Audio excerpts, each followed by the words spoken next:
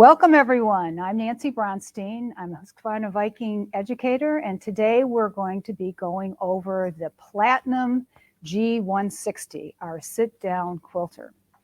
And before we get started, I want to let you know, those of you who've watched my videos before are probably wondering, why is her background different? Why is it so bland? There's no quilts or threads or anything back there? Well, I'm actually in the corner of a quilting store in Franklin, Massachusetts, doing this live with a studio audience, so to speak, instead of in my sewing room. And this is Emma's Quilt Cupboard. I got it right. What do you know? Emma's Quilt Cupboard in Franklin, Mass. And it is a fantastic store. At the end of today's Facebook Live, I'm going to thank our hostess here who has graciously allowed me to come to the store and do this Facebook Live, because I do not have the sit-down quilter at home. I have a stand-up quilter on the same quilter, but on a 12-foot frame. So I am doing this here, and at the end of today's Facebook Live, you'll get to meet her. And I'm also going to show you around the store briefly so you can see all the wonderful things that this store has. It is should be on your do not miss list of quilt stores in about like the 495 corridor around Boston. Like we're not too far from 495, Franklin, Mass. Anyway, so without further ado, I'm going to start talking about the Platinum Q160. So the Platinum Q160 comes in different versions, or actually the Platinum comes in different versions. The Q160 is a sit-down quilter, and I'm going to show you a picture, and so you can see the difference. The quilt on the left is their sit-down quilter. Oops, do I have the right? Yeah, I do have the right picture up. The quilt on the left is the sit-down quilter, and the quilt on the right is on our fabric frame. Now, this same machine with the slight differences is also available on a 12-foot frame or a 10-foot frame. So each has its uses, or people that would gravitate towards one more than the other. So before I start going over the machine, I'm going to tell you about, at least from my viewpoint, why you would want one over the other. Of course, in a perfect world, it would be nice to have the sit-down version and a stand-up version. However, not everybody can afford that. These machines are relatively economical in space and in price, especially when you compare to some brands. So I think it's probably in most people's budget. And if you were like me and you were a long arm wannabe for many years, I hope you'll consider this machine. So to start out, why would you want to have a sit down machine? Well, I think for those people that may have bad knees, they don't want to be standing for long periods of time, the sit down quilter would be better for them. Personally, I like the stand-up quilter because I sit and sew a lot. So I like the variety of sitting and sewing and then standing and quilting. But if you have back problems, neck problems, knee problems, you might want to go with a sit-down quilter. Now, the other big difference between the three is that the sit-down quilter, the Q160, and our fabric frame, just to refresh your memory, the fabric frame is the quilter on the left. And those machines, you do need to baste your quilt before you start to quilt. On the stand-up frame that's 12-foot, it is more of a typical quilting. It is a typical quilting frame. And then you don't need to baste because you attach your top, your batting, and your backing to the poles, and it gets wound up together. So you don't need to baste with the 12-foot or 10-foot frame. But with our sit-down and the 5-foot frame, you do need to baste. But both the sit-down and the 5-foot frame are great for people who don't have a lot of space. Those people that only have a corner of their sewing room, they can fit in a machine where they can quilt their own quilts and not have to send them out anymore. And it's not going to take up an entire room. My quilt is like having 2 more family members, just about, my quilter, because it's so big, it takes up so much room. So if you don't have the room, the sit-down quilter or the 5-foot fabric frame might be perfect for you. Now, the other advantage I think that there is to the sit-down version is that you can be quilting a rather large quilt because you have a lot of space, but you can kind of change things on the fly. Like if you are quilting along and it's not going the way that you would like, you can pull the quilt right off, grab a quilt sandwich that you use as a tester and then test the machine and see what's going on, try a new pattern that you're thinking about doing, try a new ruler. So right in the middle, you can change things on the fly. So I kind of like that because that's kind of how I quilt. I like to somewhat, I mean, I draw lines and I use rulers, but sometimes I like to change things up right in the middle because it's not looking how I envisioned. So it's easier to pause and kind of pull out and regroup when you have the sit-down quilter. I personally think that when you're moving the fabric, which is what you're doing with the sit-down quilter, rather than moving the needle over the fabric, I think it's easier to stitch in the ditch. That's my personal feeling than when you're moving the needle. There are many things that I think are easier when you have a quilt in a frame and you're moving the needle over the fabric. But I think stitching in the ditch is a little bit easier. Maybe it's just my habits because as I'm stitching along in the ditch, if it's like slightly off by a thread or two, I can pull the fabric one way or the other to get it in the ditch slightly. So I think that's an advantage to the sit-down quilter. And I think it's also nice if you gravitate towards smaller projects. Like if you have a predilection to making table runners and baby quilts, those types of things would be probably easier on the sit-down quilter. You don't really need to put them in the frame because but you can if you have a fabric frame or you have a 12-foot frame, you could do 5 or 6 table placemats at a time and then cut them after you've quilted the whole thing. So there's ways to get around it, but if you pretty much make smaller projects, the sit-down quilter might be better for you. Let's see if there's anything else I was thinking of here. And then the stand-up quilter, another opinion, and other quilters may not feel like the same as I do. When you're quilting on the stand-up quilter, where your fabric is stabilized, I personally find it easier to use rulers than on the sit-down quilter. But that's probably a personal preference thing. But when you're guiding the needle by holding the handles on the quilter, I find that it's easier to have one hand. I usually steer with my right hand and hold the ruler with my left. And I find that easier with the fabric stabilized than doing it sitting down at a domestic machine or the sit down. But that, again, is personal preference. But there's plenty of reasons why you would want to use the sit down quilter.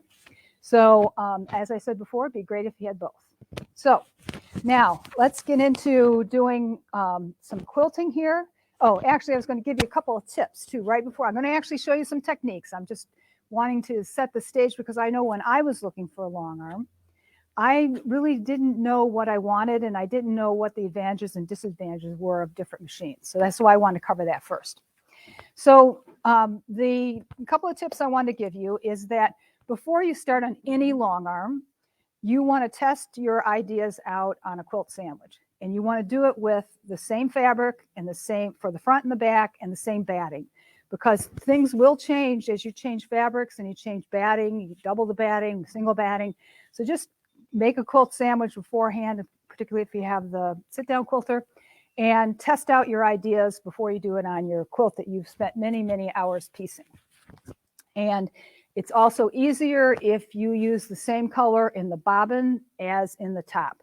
Now, I don't use the same, necessarily the same thread brand. I kind of like I like Glide on top and So Fine on the bottom.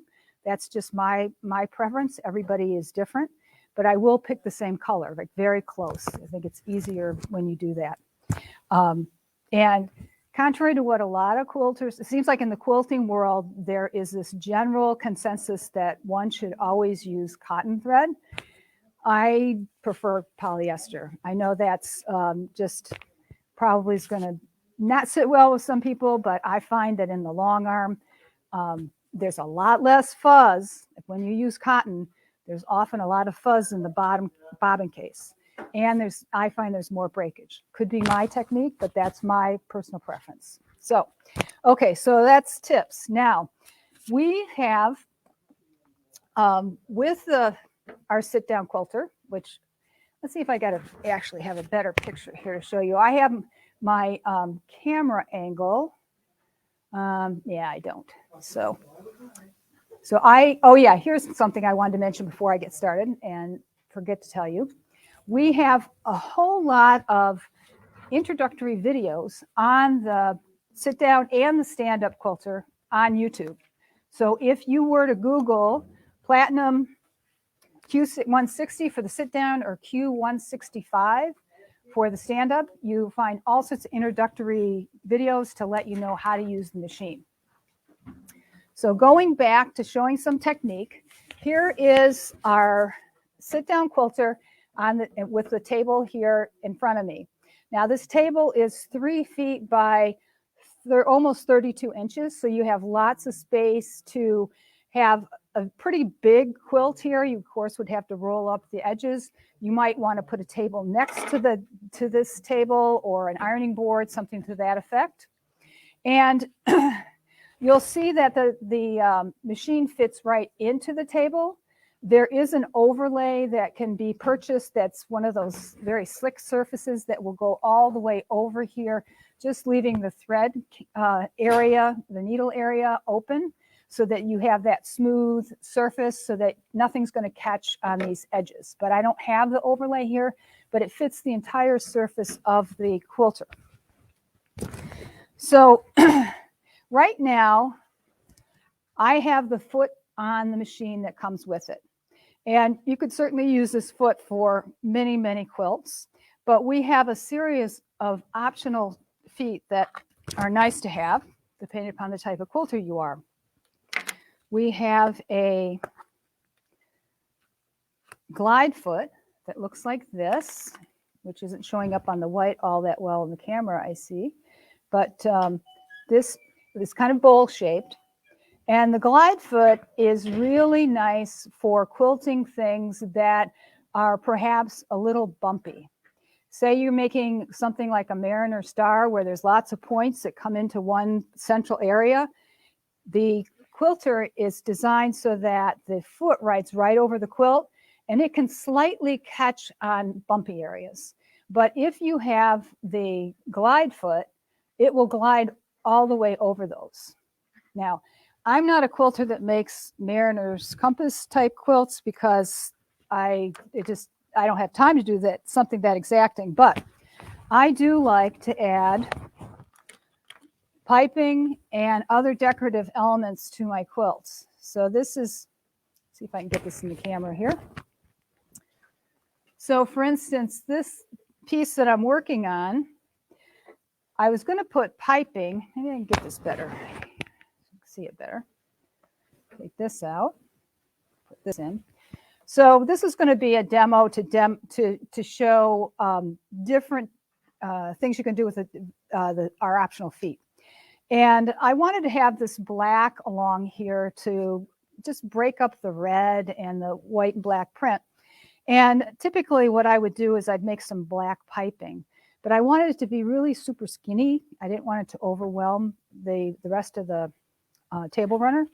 So what I did is, and I think it makes a nice accent for those of you who like this type of thing, is I used satin cording. Some people call it rat's tail. And then I used the 3-hole yarn foot, which Viking has, which is a really great foot to have on my domestic machine. And just when I pieced this, after I pieced it, I put the satin cording through one of the holes, the central hole in the 3-hole yarn foot, and then did a very narrow zigzag across there. So I really like that, how that looks. And getting back to the glide foot would be great to use if I was going over this area because it'll glide right over it. It won't get hung up where this foot, see how it wants to get hung up a little bit on there? So this foot will glide over those things. So if you like piecing where there's a lot of different angles coming in, you would like to have the glide foot. And for those of you that may be interested in at some point using pantographs with the stand-up quilter, pantographs are, you drive the machine from the back and you're basically tracing a design. Then you're not seeing your foot. So this would be a great foot to use with pantographs because you're not seeing your foot sewing, you won't see when you have a bump to traverse over. And this will just go right across them. So if you have a stand-up quilter and you like to do pantographs, then the glide foot would be the foot that you would like to have. So that's one of our optional feet. Now, if you like to do quilting with rulers, our ruler foot, which I forgot to bring because it's on my machine at home, and I use it a lot, is very much like this foot. However, it's deeper, and it has cutouts in the side and the front. And you want a deeper ruler for ruler work because this little skinny, not very deep foot may, when you're using your quilting ruler, it may hop up onto the ruler and crack your ruler, break the needle, maybe throw off the timing. So you want to use a ruler foot, and you want to use actually a quilting ruler, which these are 1/4 inch, not 1/8 of an inch. Now I see I might have some questions here. Okay, I'm being asked how the P16 differs from the Sweet 16, which is another brand's machine. They're very, very similar. So if you're familiar with the Sweet 16, then it would work in a very similar way. The Sweet 16 is a sit-down quilter like I'm at right now. Okay, so, well, I was talking about the ruler foot. So the rulers are a class or many classes all unto themselves. So I'm not going to go over rulers today because it would take all day, but just go over some basic concepts like you do need the ruler foot if you want to do rulers. So the next thing I'm going to show you, and I'm actually going to demo, is the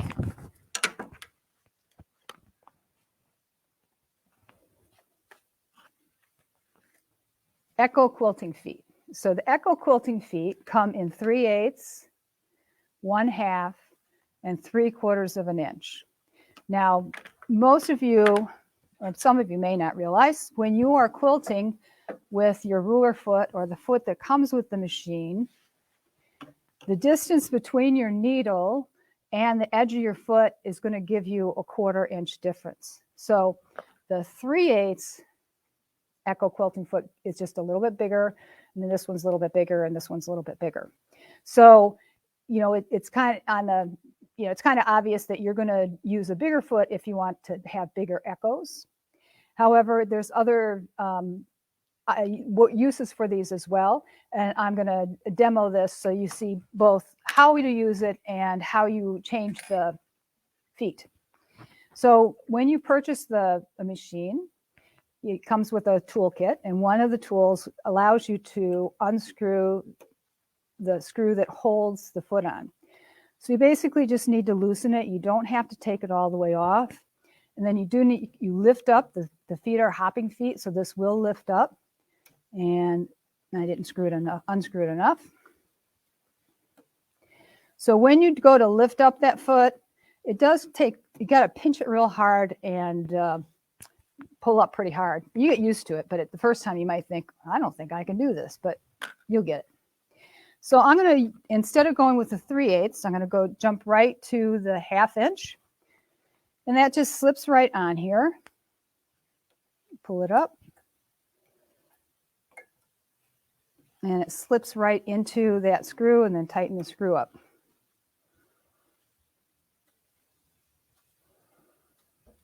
So it's kind of nice with these plastic feet that you can see everything really well. You can visualize everything. So I'm going to just quickly doodle a little flower so that I have something to echo. So when you're going to start to quilt, you of course want to bring your thread up, and I would have previously checked the tension with a sample quilt sandwich to make sure that the tension was good, because whenever you if you change the brand of thread in your bobbin, or you change the thread in the top, you want to make sure you check your tension because you might need to change it a bit. It's easy to alter, but before you get going, you just want to check it. So in order to bring the thread up, on my screen, I have a needle down button. I push that and I push it back up, and then I can pull my bobbin thread up. Now my bobbin thread is white, so you probably won't see it on the camera, but it's there.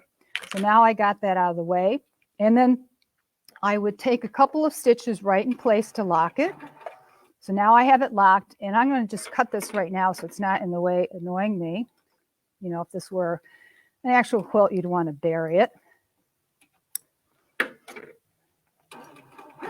So I'm just going to quickly doodle a flower so I have something to echo.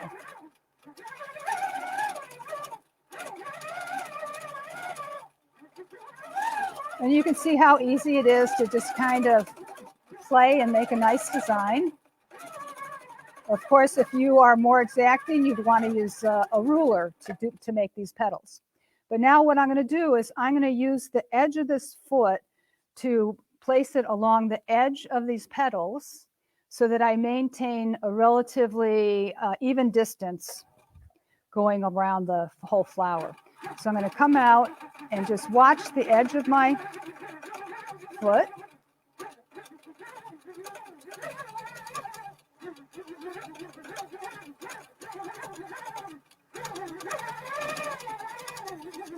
I like to come in all the way back real tight like that. I like the way it looks better, at least on the first few echoes.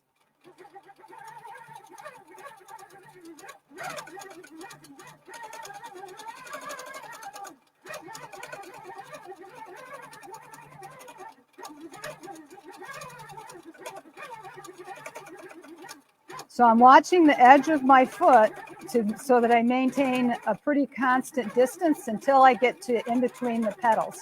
And then I could just keep going and going and going if I want, or I could break the thread if I really wanted to and make a separate ring around this, you know, keep going like that.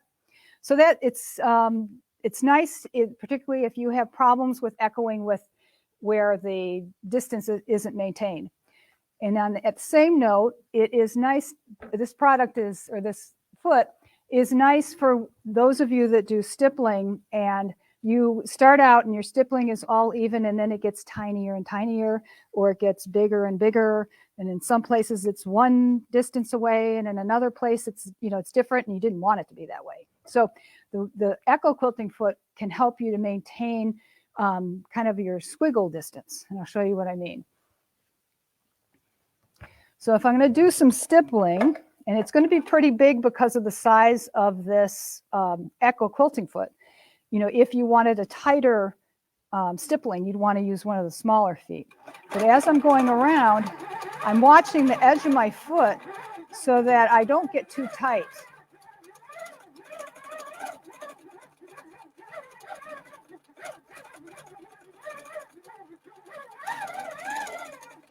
Now this stippling, I chose to do this demo with this foot because it's not really the type of stippling that I like, but it should be easier to see on the camera.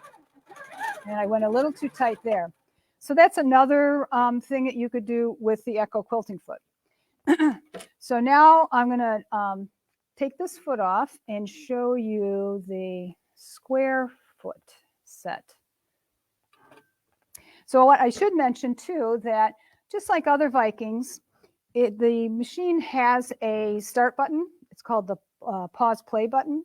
And you can use that to use the regulated portion or the manual portion. And I'll explain that in a minute, what the difference is. And like other Vikings, if you've touched the play button and you're stitching along and all of a sudden it's like, oh, I don't know where I'm going. I got to stop right now and think. You can tap the foot pedal. So you can use the foot pedal to drive the whole thing, the speed, or you can use the play button. And if you panic, you can always hit the foot pedal when the play button's on and it'll stop, just like with our sewing machines and our embroidery machines, which is a really nice feature. So I should explain that this sit-down quilter has two modes. It has a manual mode where you can set a maximum speed. Actually, you can set in the memory, you can set two different speeds, which would be what I would recommend. I would recommend a speed for your everyday quilting and a slower speed for ruler work. I think most people slow down when they do ruler work. Maybe you don't, but maybe you want your regular quilting speed and then your micro stippling speed where you go faster. Up to you, because it's fully customizable. So that's on manual, where you set the movement of the fabric to the how much pressure you're putting on the foot pedal, or what you have the speed set on, so that your stitches stay the right length.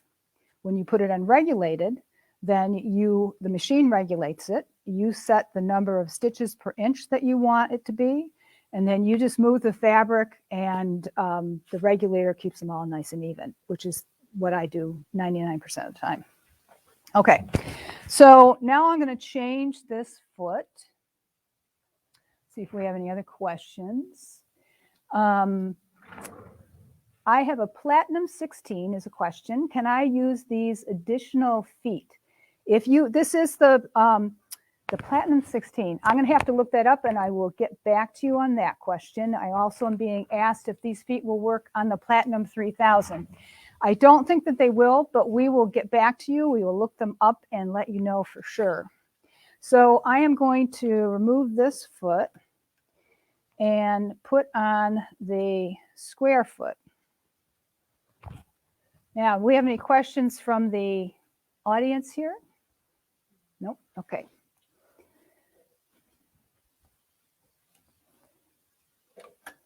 And I should have cut my thread. Well,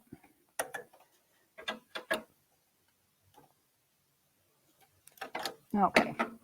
Put that foot back.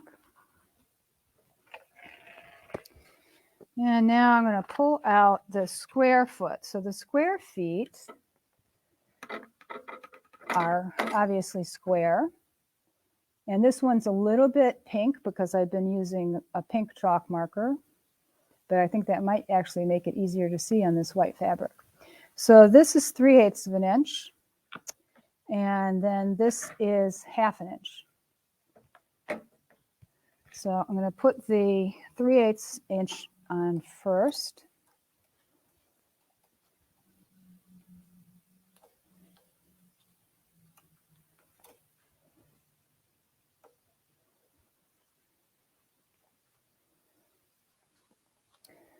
And I'm going to need to rethread, because when I cut the thread, changing the foot, it got pulled out of the needle.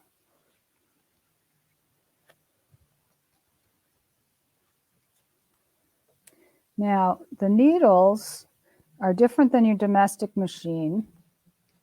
They have a round shaft. Our domestic machines generally have a round shaft with a flat back. And these needles also have kind of a groove on the front. And if your eyes are not so great, you can kind of ride along that groove and get the thread in the needle. I know you can't see that because my hand was in front of the camera. However, that's a kind of a trick. It's good to know about that. There is a groove in the needle right here that if you press the thread against it and kind of pull down, it's easier to get the thread in the eye of the needle. Okay, so now if I wanted to do, I would use this foot for a couple of different things, different tasks.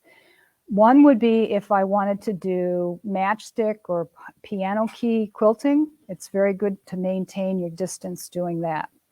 So get this stuff out of the way, and I would use the foot and a straight ruler.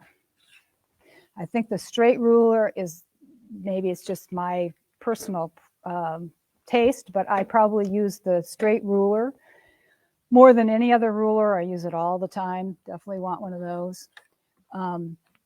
Having a curved ruler or a series. I have a whole collection of rulers. I kind of have a ruler habit now.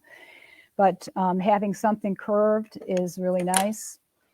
Having a multi-shape tool is nice because you can do a lot of different things with this. You can do curves.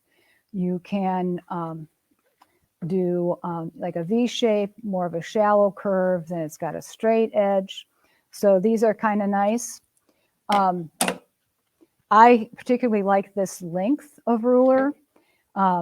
Unless you have a very huge long arm where this is 16 inches here, unless you had something that was like 24 inches, huge, like a really huge long arm, if your ruler is much bigger than this, it's awkward to work with. And you really are only using the ruler in a very short area, and then you're stopping and moving it, because if you're holding the ruler down here and you are stitching way up here, it's not stabilized up here. You have to have your hand near to where you're stitching on the ruler, or it's going to wiggle a bit and it's not going to look good. Okay, so I'm going to go up here. I had previously stitched a line so that you could see what I was doing. And I'm going to put my needle right over that line, and there's a needle down button. And put my needle down, put my needle up, and then pull my thread up, my bobbin thread. And with these gloves, it's a little hard to grasp. Usually I will have a pair of very sharp tweezers next to me, which I left at home. And to grab threads like that, it really does work well with the tweezers. Okay, so now I'm going to put my needle back down. And I have my machine set in regulated mode at 12 stitches per inch and the speed at 100 stitches. And I would not go any faster than that probably with rulers. A mistake I made when I first started using rulers was that I thought, oh, I'm using rulers, I can go really fast. Well, rulers increase your accuracy, but if you go fast with them, it's not very accurate. It doesn't look as good, at least in my mind. I'm probably going faster than I would without the ruler, but you do need to have accuracy with them to make it look nice. So you can't go as fast as maybe you would like to, or perhaps maybe after years and years you can go real fast. But I think at first people tend to go, if their ruler work doesn't look good, it's because they need to slow down. Okay, so I am going to just put my ruler right up against the edge of this foot, so that the ruler is on the edge of the foot, keeping this line nice and straight. And then I'm going to just sew across on my line. And what I'm looking for is that the back part of the foot is lined up with my line of stitches. So if the back part of the foot, the square, is on my stitches here, then when I stitch down, these will be 3/8 of an inch apart. So now I'm going to hold my ruler in place and go back up, and then go across. And I'm again looking at the back of my foot. There's a corner here where I can see the back of the foot. You probably can't see it on the camera, but there's a corner here. And I've got it lined right up with that line, and then I just come back down.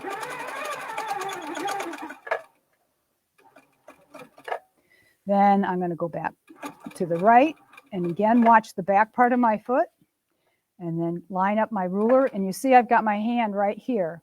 If I had my hand down here, the pressure of the foot would probably make my ruler deviate and I would no longer have a perpendicular line. You want to keep it right next to where you're sewing to keep it nice and stable.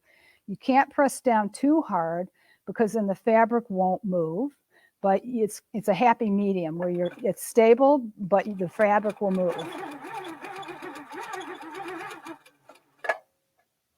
One more stitch, then I'll go back over. And I would just keep doing the same thing. And what you end up having is you have these nice straight lines that are very, they're all evenly spaced. So with this 3/8 of an inch foot, of course, they will be more narrow piano keys than if you use the 1/2 inch. It depends on the look that you want to get, if what you're going for. So that's one purpose to use the square foot. I like the square foot because I like modern quilting and I like modern quilts. So I like the straight line quilting a lot. So I think this is a really nice foot to have. But the other thing that you can use this foot for is attaching binding on your quilts. So I'm going to just bring this up. There we go. So when you're going to cut your thread, what you want to do is, I could just jerk the fabric away, but that puts a lot of pressure on the needle. And I want to bring the bobbin thread up so that I could then bury it later, unless this is just, like this is just a sample I'm going to throw away. But on a quilt that you want to keep, you probably want to bury your threads. So the first thing you do is you get some slack. You pull the fabric, the thread towards you. If I pulled from the bottom of the needle, it could deviate the needle over time, doing that over and over again. So I've got some slack here. Now I need some slack on the bobbin thread, so I just pull the fabric over. So what I have done is I basically pulled some bobbin thread to create slack on the underside. So when I go back down, I move my needle back over to where I stopped, put my needle down, and now I can pull up my bobbin thread. And then you can tie that off. I'm just going to cut it off here. I used to see videos of people doing this, and I thought, why are they jerking that around, and why are they doing that? And then I finally realized why you want to create slack in the top thread and the bobbin thread in order to pull it up easily and not put any pressure on the needle. Okay, so I was going to show you binding. See if we have any questions. What brand rulers do you suggest? There are so many rulers, so many, so many rulers, so little time.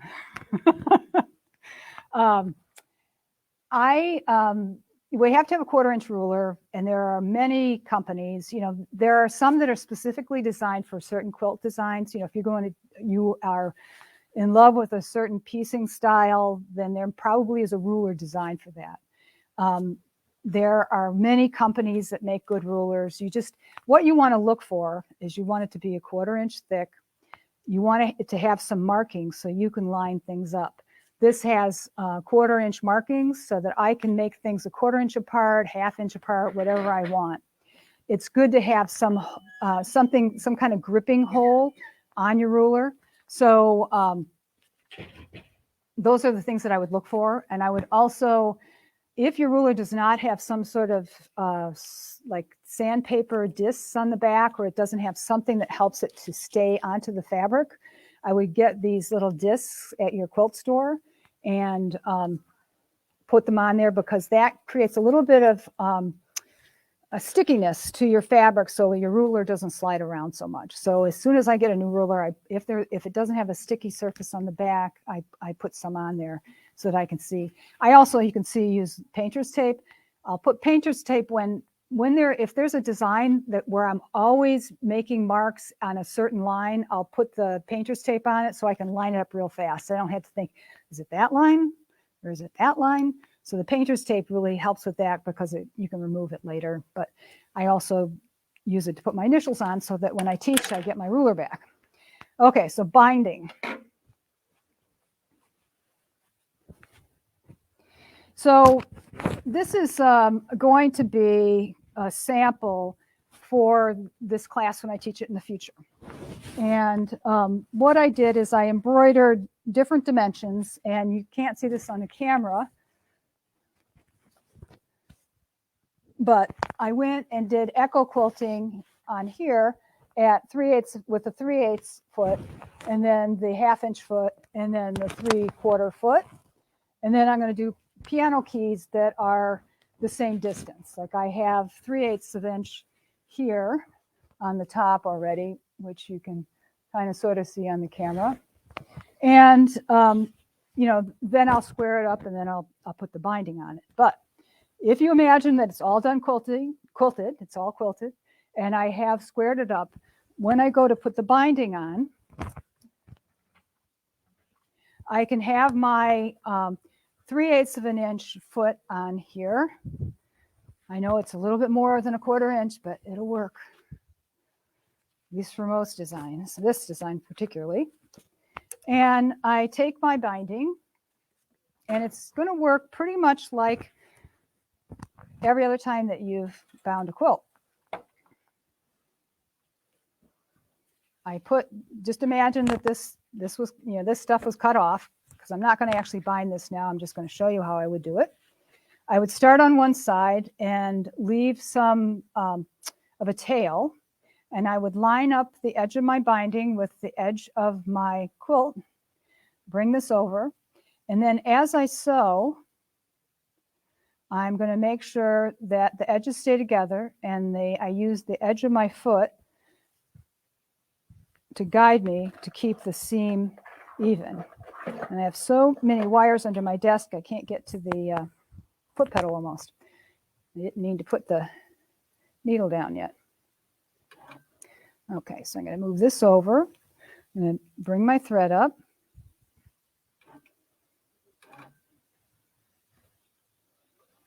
Got my bobbin thread up. And then I'm going to take a few stitches in place. And then I'm just going to stitch down.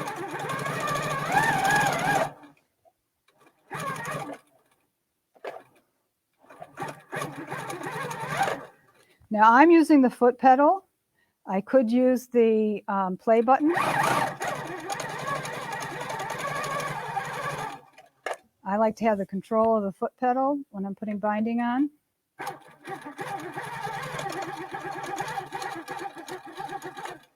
Now, when I come to the corner, what I'm going to do is I'm going to see where the edge of my foot, when the edge of my foot comes to the edge of the corner, then what I'm going to do is I'm going to go off on an angle, because that's just how I roll with binding. I'm going to go off to the corner and then bring my needle up and get some slack in here. I can cut that thread later because nobody's going to see these threads anyway.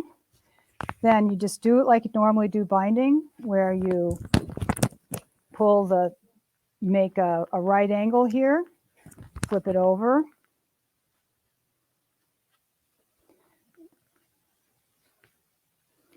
and slide this under here, and then just start stitching again.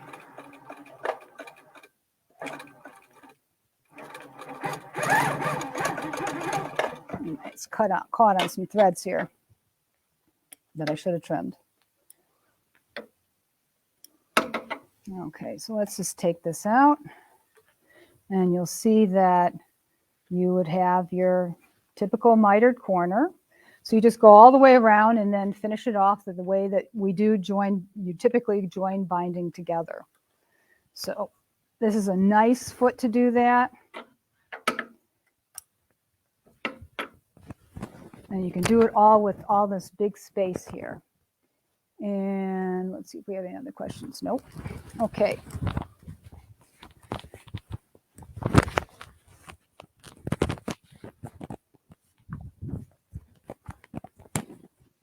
Get this put away over here. Let's see what else I was going to cover. Okay.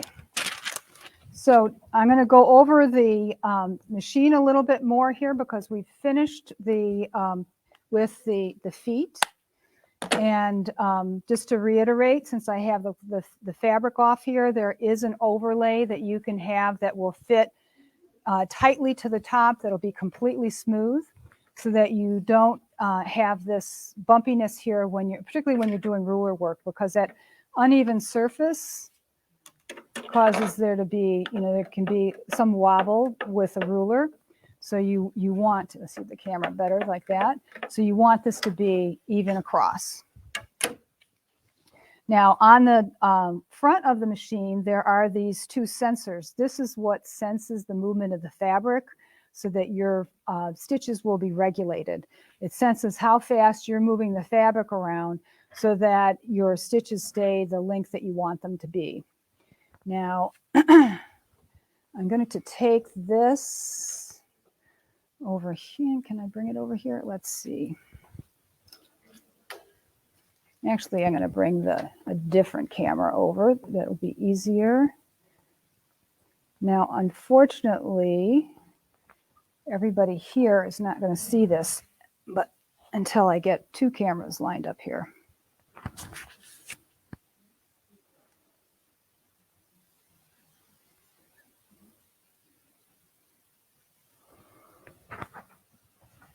Okay, so you see the store that we're in right now, and I was going to show you the controls on the machine. And let's see if I can bring this over so that the rest of the people here can see as well. Just bear with me a minute with my camera angles.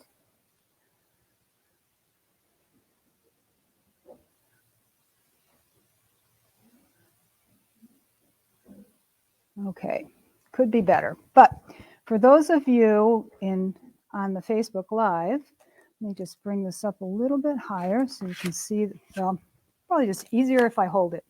So right now I'm in regulated mode, and I can choose the minus or the plus sign here to increase or decrease the number of stitches per inch. I have 2 modes, precision and cruise, where one will keep on sewing whether you're moving the fabric or not, and the other will stop as soon as you stop the movement of the fabric. Some people like to do ruler work where it stops immediately as soon as you stop moving the ruler. I tend to like it where it keeps sewing, because if you're doing points, it's nice to get a couple of stitches in each point so that it's really sharp. And because I'm sewing using the handles on the stand-up machine, I can hit the stop button with my thumb if I feel like I'm not controlling it well enough. This is your speed. This is your tension. And there you can calibrate it so it tells you when you're about to run out of bobbin thread. So that's regulated. Then manual, there is a basting function where when you turn that on, you can choose basically how big your basting stitches are, like 1 stitch per second. I think it's 1 per second, 1.5 per second. But basically, the bigger the number, the bigger the stitches. And you turn that off. And you have your 2 speeds here. This is the maximum speed that the machine will go when you depress the foot pedal. So if you're on, you have 2 speeds set for 2 different types of sewing activities. And you can calibrate your bobbin monitor as well, and your needle up and needle down.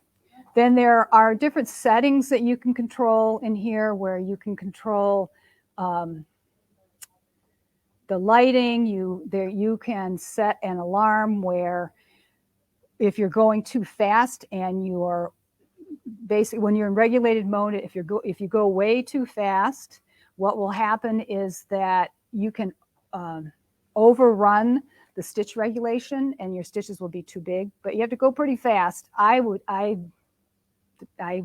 not be able to stitch nicely if I was going that fast, but it will ring if you go too fast, and you'll see that your stitches are too big. And there's a bunch of other things that are useful there. There are other languages and things like that. So there's a lot of things that you control right on that screen there. So now we're going to come over here, or actually I'm going to actually ask Cindy to come over here, and we're going to talk a little bit about the store. So I just need to replace my camera here. So you can see where we are, Cindy, on my laptop. So you can see the camera and see that you're in the screen. We got to get up close and personal, though. And I wanted to introduce Cindy to everybody because she graciously asked us. No, you got to come this way, I think. Okay. Yeah, and you're short all of a sudden. You're not really shorter than me, I don't think. So you got to come this way. You got to keep moving over there. Okay. Well, you know, live TV is just a little bit bumpy ever. And so, yeah. Okay, here we are. So Cindy is the owner of Emma's Quilt Cupboard here in Franklin, Mass. And I wanted to introduce her because she let us use her space, and let her tell us a little bit about her store. Okay, welcome everybody. We're in Franklin, Massachusetts. We've been in business for 17 years. We spent the last year at our new location here, which we absolutely love. You're going to see a little tour of it, so I think you will see how beautiful it is, and which is really what I wanted to do, is create a space where everybody could showcase what we do. Well, I was wondering if you would share with them what you think sets the store apart. Besides that it's huge and beautiful, but are there certain classes or philosophy or anything that you feel sets the store apart? Because I get the sense that there is, just being here today. I think if you ask every store owner, you know, what they're most known for or what they think is their most prized possession, so to speak, I think everybody would say it would be customer service. But and I would say that that is true for our store as well. But I think we just we do that in spades. And I think because I think because my motivation has always been to be the sewing machine dealer that I wish I had when I bought my sewing machine, to be the quilt store that I would love to have as my quilt store. And so that motivates me and my staff to just be the best that we can possibly be for our customers. I think we form really unique and strong relationships with our customers. We are their true advocates. I believe pretty strongly in about education and creativity. So we spend a lot of time thinking through what are the right classes to have, how we teach lessons on sewing machines, how do we inspire you to be your best self, when you're quilting and creating. So we have a lot of classes that support that, from modern to art type quilts to block quilts to using unusual mediums. We have an embroidery club. We have a unique thing that I think that sets us apart is I love to cook. And so that gets influenced throughout everything in my store. So I have a monthly recipe for everybody. We field questions several times throughout the month about what was that ingredient, or can I substitute something else because I don't have that. We do dinners here where I cook for people. So I have a full kitchen in my store to support that. So it really wants to create that place where you feel at home and welcome. I've also noticed being here, setting up and running through, but people don't realize on the Facebook end that setting up all these cameras does not take 5 minutes. It takes a while. And while I'm doing that, I'm overhearing customers and staff interacting, and wherever I go, it might be for a class or for Facebook Live. And I can tell that your staff are all really well trained. That you can't say that every store, if you ask them a question, they're going to know the answer. So that's great. So I have recorded a little tour of the stores so that those of you that are in the Boston area can see exactly why you want to come over here. So I'm going to play that, and when I get the right camera angle. And okay, why are you not? Okay, bear with me a minute. Something got unplugged here. Oh, here we go. Okay, there. So here's the store. So as you can see, is it playing? There we go. As you can see from the outside, it's a big store, very big. And let's get it going here. Here we go. So she obviously has a love for Viking. They have lots of hoops, lots of feet, many machines. So if you want a high-end machine, you want a middle of the line, you want a beginner machine, they have a great selection here. And Cindy, you have new owner classes. Oh, absolutely. Yep, with every machine. Yeah, so they'll help multiple. you. Yeah, multiple new owner classes. They have handy quilter, or not handy, a AccuQuilt cutters and the dies and a multi-needle. And lots of kits, as well as tons of beautiful fabric. Sorry, you guys that are sitting in the audience, you get to actually see the store. The Facebook audience is seeing the video tour of the store. Lots of samples on the walls. They have Minky. I've recently got interested in Minky because I had my first grandchild, so I'm all over Minky now. And they have the cuddle kits. I actually did a class on using Minky on Facebook recently. And lots of patterns. And I believe this is Tula Pink, isn't it? Mm-hmm. Tula Pink section of the store.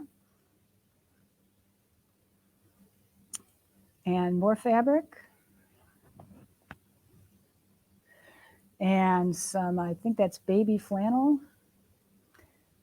And we're going to see some classrooms and their long arms where you quilt for customers, correct? Yep, we do. Mm-hmm. And then here's the kitchen. Very nice. Lots more stuff. Bag making supplies.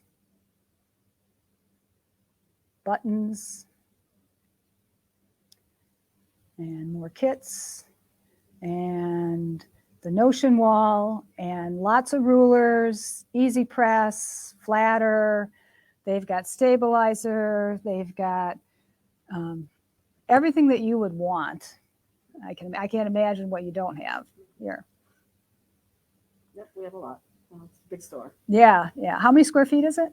5,500. 5,500 square feet. So you can imagine how much stuff there is in here.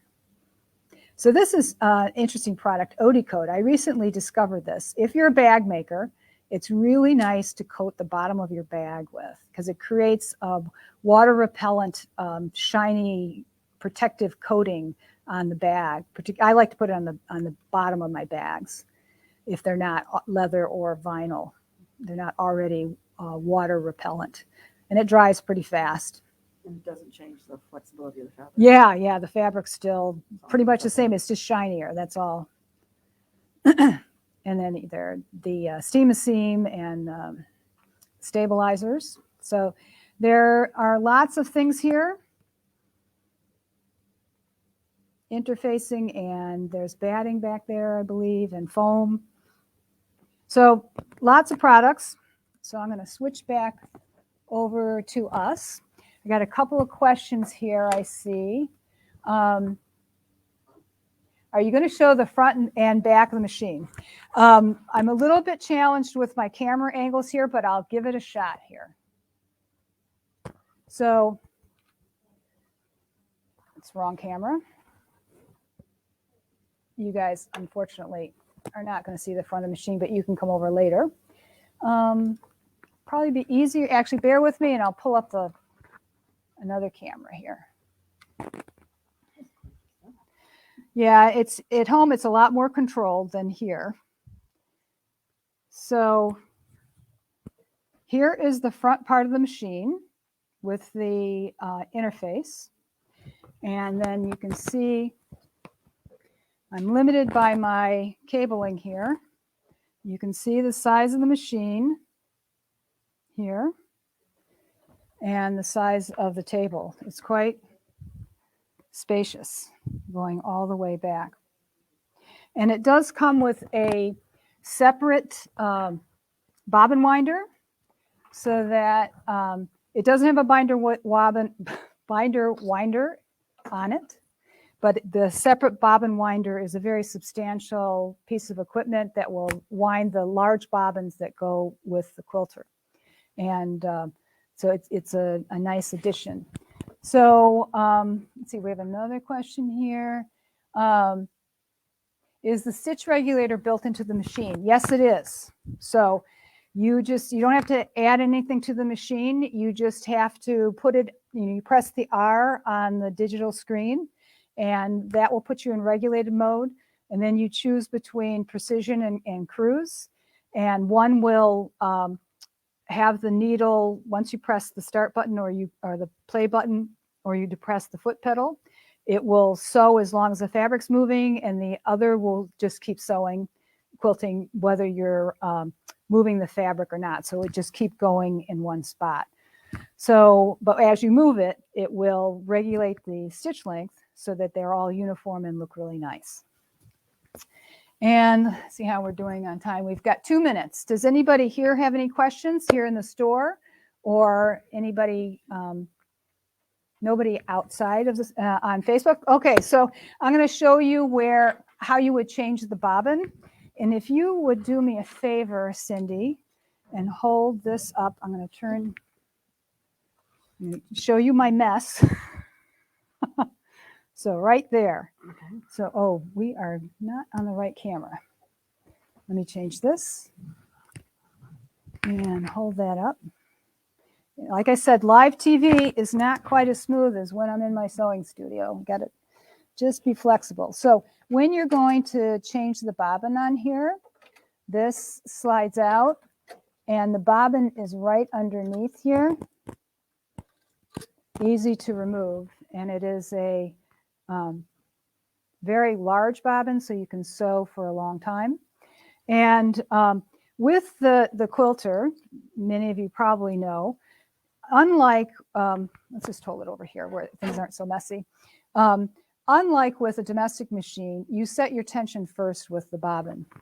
And what you do to set the tension is there is a screw right here.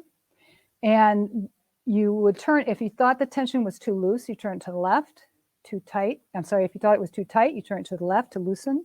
You turn it to the right to tighten. So lefty loosey, righty tighty.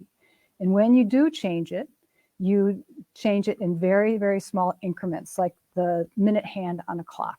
And the way you test it is you hold it in your hand and you pull it up, and you should see the bobbin stand on end and the thread advance. It doesn't pull. If it's too tight, I would pull the bobbin up off my hand, or the thread would come out before I could lift it up if it's too loose. So you set the tension here first, then you set the tension on the machine itself. And the tension on the machine, when you set that, you are going to turn it a lot to make a change. The bobbin, you change with very small increments with the screw. If I thought the tension was too loose on the top, I would probably turn this like half a turn and then check, or maybe even a full turn and then check. If you turn it a little bit, it's not going to make any kind of difference. So very easy to set the tension. Do the bottom first, then the top. And there's very little maintenance on this machine. It just keeps cruising along. Relatively easy to use, I would say. So I think we're at the end of our hour, and I'm going to turn the camera back on us, get in camera frame. So it was a little bit bumpy because we're coming live, not from my sewing studio, but hopefully you all enjoyed it. If you have any questions moving forward about, which kind of long arm would be better in certain circumstances, or I just don't know which would be, I would prefer, just put a question on the event page on Facebook, and I will get back to you. I usually check the questions for about a week after the Facebook Live, and I'll be happy to tell you what my opinion is and point you in the right direction. Or, of course, go to your local Husqvarna Viking dealer and see if they carry the quilters, and then you can sit down and drive it and see if it's for you. So thank you for joining us. I hope all of you, if you're long arm wannabes, get out and buy that long arm, because you'll love it. I love mine. I really do. So thanks for joining us.